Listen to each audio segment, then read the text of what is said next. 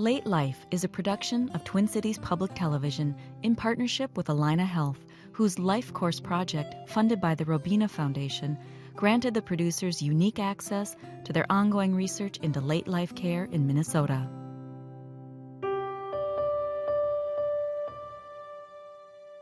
As medical research advances, people diagnosed with diseases that historically only gave them months to live are now living much longer, sometimes years. New treatments don't always translate into a cure, but they do allow patients and their families the room to reflect, even as they know that the end of life is coming. Families now have the time to talk, to plan, and most of all, to truly enjoy the time remaining. Facing our own mortality it's a very difficult thing to do. I think a lot about a child being born, and we know a lot about what happens to the child when it's growing in the womb, but when it comes to the other end of life, dying, it's just not something we talk a lot about. We don't know the symptoms. We don't know what somebody looks like. And in ancient times, not that long ago, there were spiritual companions. They could kind of help people get through these tough times. And we just don't have that kind of thing now. Meet Brad, Scotty, and Bob. All three have been diagnosed with stage 4 cancer. All three are treating their cancer enough to help slow down its progress, but also know it's a diagnosis that they can't beat. Each of them faces questions of meaning and what kind of legacy they wish to leave for their families. Each takes their own journey to prepare themselves and loved ones for the months and years ahead.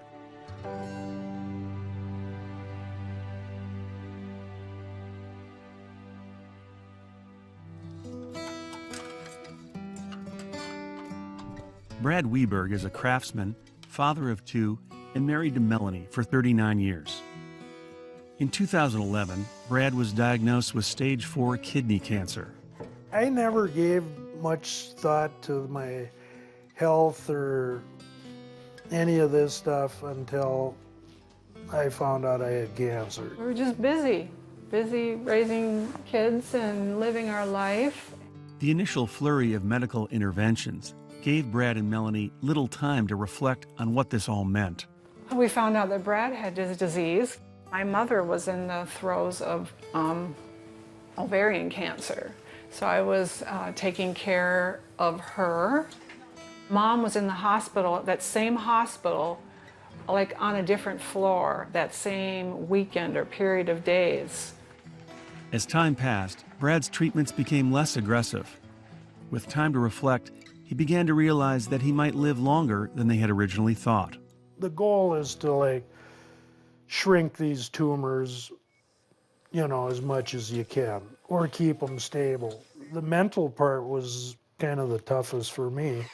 It took a while. I had some anger, and you gotta get through that stuff and realize it's nobody's fault. When the doctor told me, well, you're gonna be around a few more years, then I can look a little farther down the road, or at least feel like I can.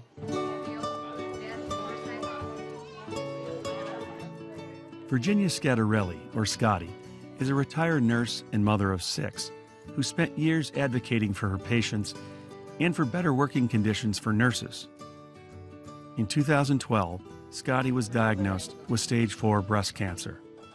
I had had breast cancer 22 years before that, and I had recovered from it, and it was in the past, and then when I got it again, it really flipped me out to begin with, and then I realized that I had this long life already, and some people don't even get that.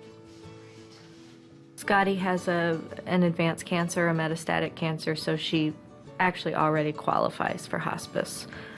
It's just a matter of making the decision to really not pursue any further life-prolonging measures, not come back to the hospital unless absolutely necessary, really just have comfort-focused care. Since her diagnosis, Scotty has been treating her cancer to slow its progress while making plans for what is to come.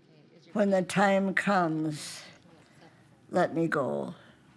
Don't prolong it. I don't want any kind of life support given to me because I'm going to die anyway, and what difference does it make if it's a month or two later? Scotty's children are very active in her care, taking her to doctor appointments and helping her with daily tasks as her disease progresses. I'm dreading the end of life thing for sure, and saying goodbye.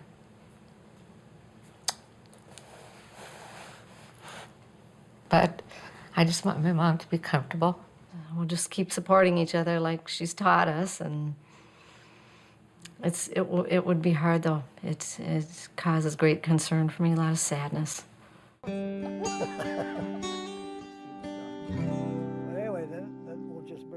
Bob DeMarce works in the funeral home industry, most recently as a consultant. Bob is a father of 3. He's been married to his second wife, Marilyn, for 27 years. The two live and work together. I like getting up in the morning. I love going to work. I like coming home tired from working. And if I can't do those things, I don't necessarily think I want to just sit around and wait to die. Bob has been battling various forms of cancer since 2006. In 2010, the doctors discovered stage 4 metastatic lung cancer. Since then, Bob has been defying the odds and fighting his cancer from spreading more. The doc says, we don't think he's going to get any better. There might be a 10% chance. But if we take the tube out, there's no chance. And I know as well as the 3 of us are sitting here, she's going to say, 10% is better than nothing. I probably wouldn't do it for 10%. But I've also don't want to pin either Marilyn or my children down to something they definitely don't want to do. Right now, my wife is my primary advocate. I know, I'm going to have to deal with my optimism. I absolutely know that. And you always, not going to want to let him go. But at the same time, I know that if he isn't going to be, his health isn't going to be where he would enjoy life, he wouldn't want to be here either. I want his children to be more prepared.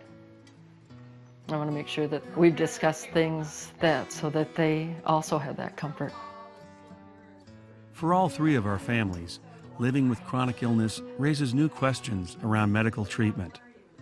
These include the fight to live a long life, balanced with concerns about the quality of that life. With technological advances, a body can be kept performing, so to speak, without the person actually living. We think there's always a treatment.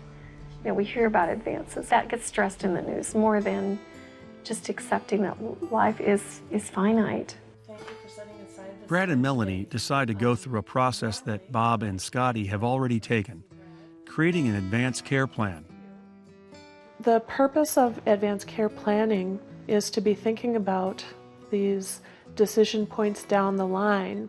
We have what's called disease-specific advanced care planning, and we have certain tools that we utilize depending on diagnoses. There's one specific to cancer, there's one specific to heart disease.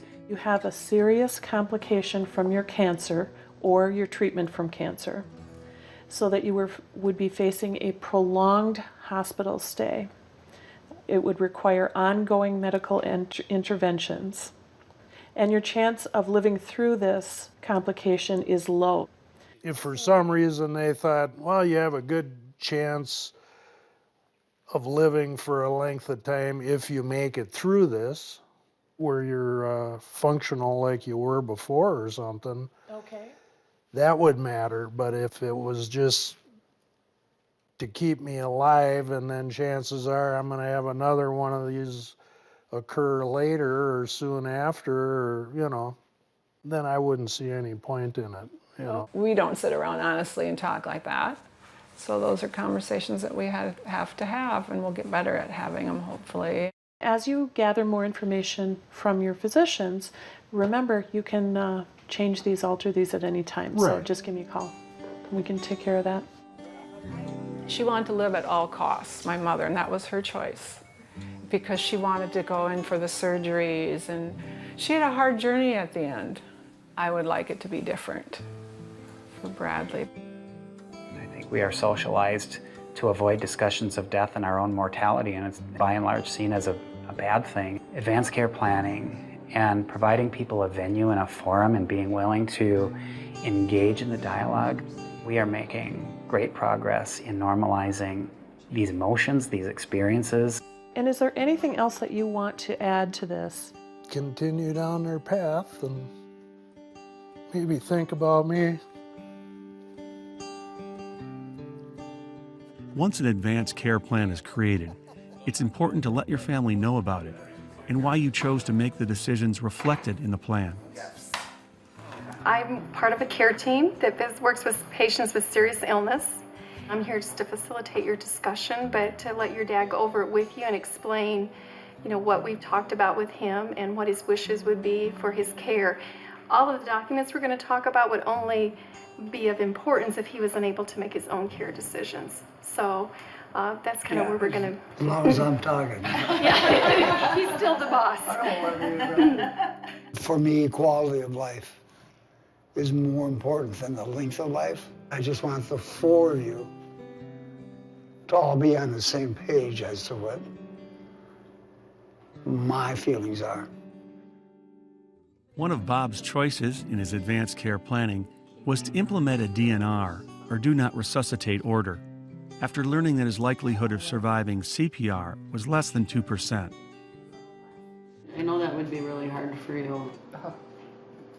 Could cry about it And right you now. know what? It doesn't, it is just, it's a person's natural reaction, I think, to seek help. Even if you know that you probably shouldn't. And just the panic of that moment, we've been trained all our lives to do something. We have worked so hard to keep him, to get through one hurdle and then the next hurdle and to keep him healthy. But it takes so little for it all of a sudden to go wrong. So you have it on your refrigerator, right? Yeah. That's usually what you do because that's something that EMTs know to look for. When you go into the funeral home to make funeral arrangements, I don't want one or two of you sitting outside because you don't want to partake because something wasn't done right.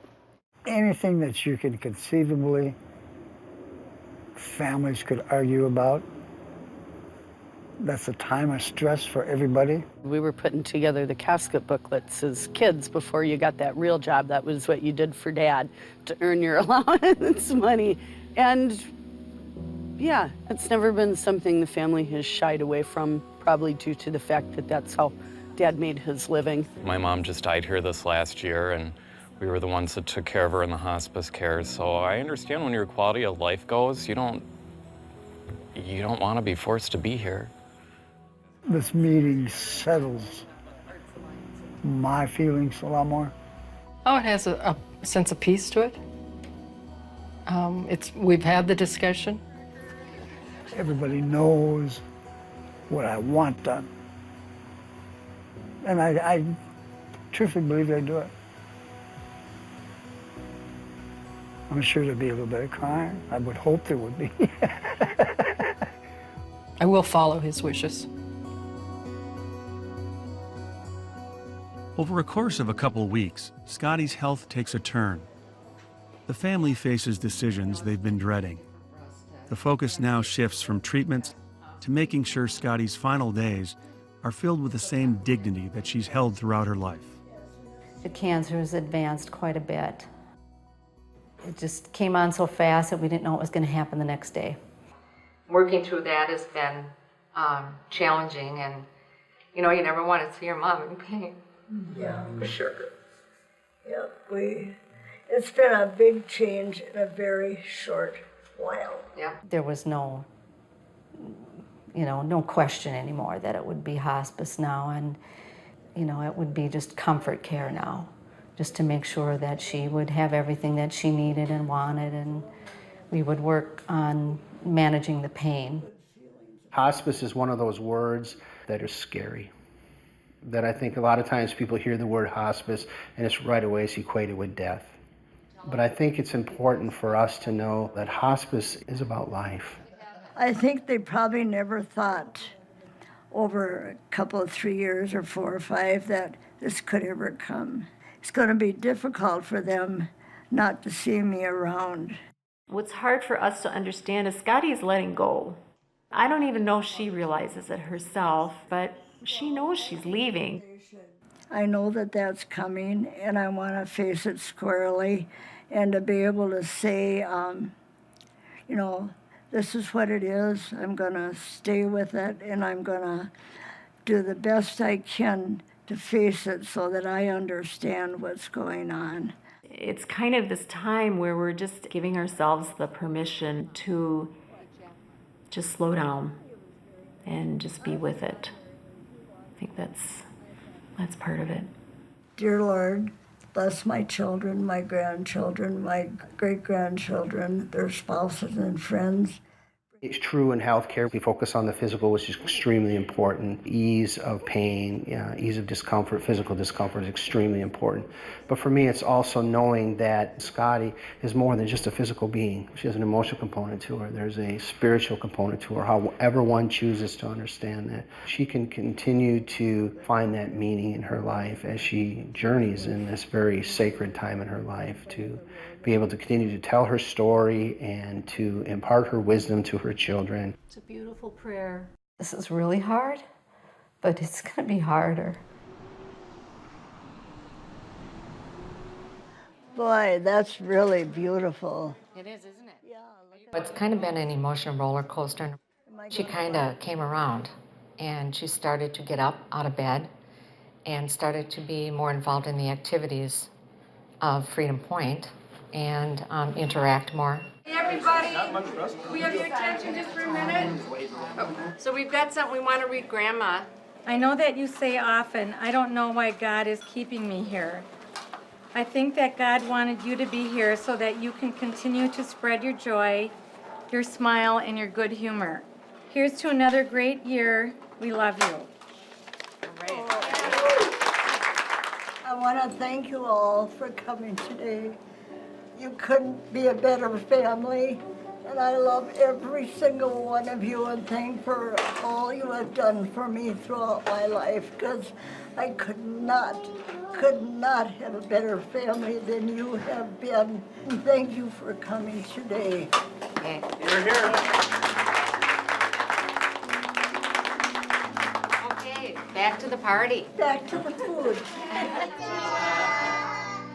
After a couple of months of improved health, Scotty's health again took a turn for the worse. She became more confused and lost the desire to eat. It plays tricks on your mind, you know. You know they have a chronic illness, but they get better, so you think, oh, well, maybe this will be better. And then we have a bad day, and then you remember. You want to believe it's something you can fix, and then you can have her a little longer. And you know, I actually took out her healthcare directive and I reread it. When we met with hospice, I talked about what her feelings were from the healthcare directive. And it helped guide me through that meeting somewhat. I'm at least in a place where I'm accepting where she's at more. We all handle these things differently. You know, all of us family members, what comforts us or what we need to say or what we need to do.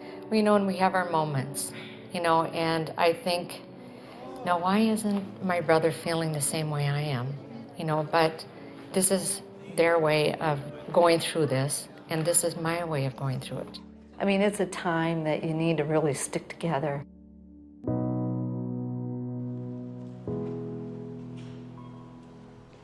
Beyond the treatments and interventions, and beyond the advanced care planning, there is a legacy that we all leave. It's a personal and unique journey for everyone. What ties our three families together is their dedication and care for those they leave behind. I don't think it's fair to leave a big mess behind, so I think you owe it to the survivors to kind of have your ducks in a row, so to speak. During the more intense days of treatment, Brad did a lot of work to get some very complicated family finances in order. He also reached out to mend broken relationships with old friends. Then he and Melanie decided it was time to build the place in the country that they had dreamed of. Right now he's working on the sidewalk. He's creating steps off the deck and then a sidewalk below. Just hooked up a sauna, and, we putting a driveway in, and We're hopefully he's going to be around for many more years, so yeah. We have this kind of golden period right now, so try to do some things that we know we want to do. Bob and Marilyn are now embracing life, spending time with family and friends, while realistically looking ahead. I would like a Catholic funeral mass. Want my casket rolled down in the front of the church. Well, I definitely know the particular casket. I sold a lot of them. That's good looking. I made funeral arrangements with 150 families for 10 years when I was active. So I know what it, not necessarily know, but I have an idea of what people go through. People that plan, pre-plan, pre-arrange, whatever you want to call it. The surviving families seem to have a better outlook on the ceremony that's going to be done. On January 1st, 2014, Scotty passed away, surrounded by her children at home. We were all there, holding her hand, sitting on her bed, just talking to her. Midnight, we all had this like sparkling wine, non-alcoholic drink, and we all had a glass of that and put some of it on her tongue and celebrated the new year, and about 20 minutes later, she passed away. She hadn't opened her eyes for hours, and right before she died, she opened her eyes, and some tears came down her eye. So I think she knew she was leaving. It was a relief to have a directive, and for my mom, there was no question. She didn't want anything extra. She told us if she did, she'd come back. She'd have a word with us, so we knew that it was the right thing. We knew she wasn't suffering.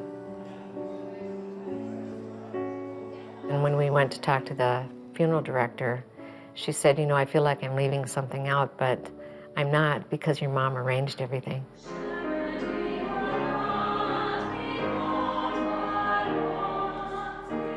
Who was going to sing? Who was going to do the eulogy? It was extremely helpful. Scotty wrote her life story and started it with these words.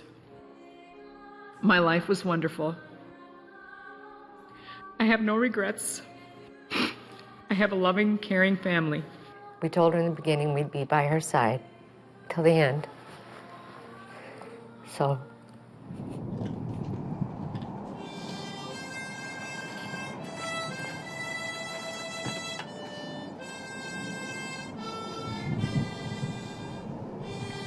For sure there's a void. I stopped there every morning and every day after work. And, we cared for her. I kind of waver between believing that this has even happened and not. I miss her. But, I just remember her saying, I've had a wonderful life, and you guys need to just go on and not cry so much. She said, don't cry, don't weep for me, because I'm in a good place, and I'll be with your dad. She didn't want us to be sad, to go on with our lives and to be there for each other and to forgive each other and, just provide unconditional support for each other. Contemplating the end of life while facing a chronic illness can be frightening. Yet the time we're now afforded through advances in medicine offers many patients and their families an opportunity that hasn't been available to previous generations. You can accomplish a lot even with a very grave disease like cancer, It seems like it's really kept him alive, I think. It's kind of his legacy, and it's taking it right up to the end. Just act like some old retired people. sure both of you did. It gives you a little bit of time to put your things in order and your family to adjust if you're honest with them. I think about somebody that loses somebody with a car accident. Look at what they don't have time for. And so even though you don't want to be in the position we're in, we still have opportunities to have those special times. It has peace to it. I begin to look at my own mortality, and I have thoughts about, what it'd be like for my children. It was a gift being with her so much in the end to plan things the way she did, and we didn't have any burdens except for our sadness. She was courageous and strong, and she was our hero.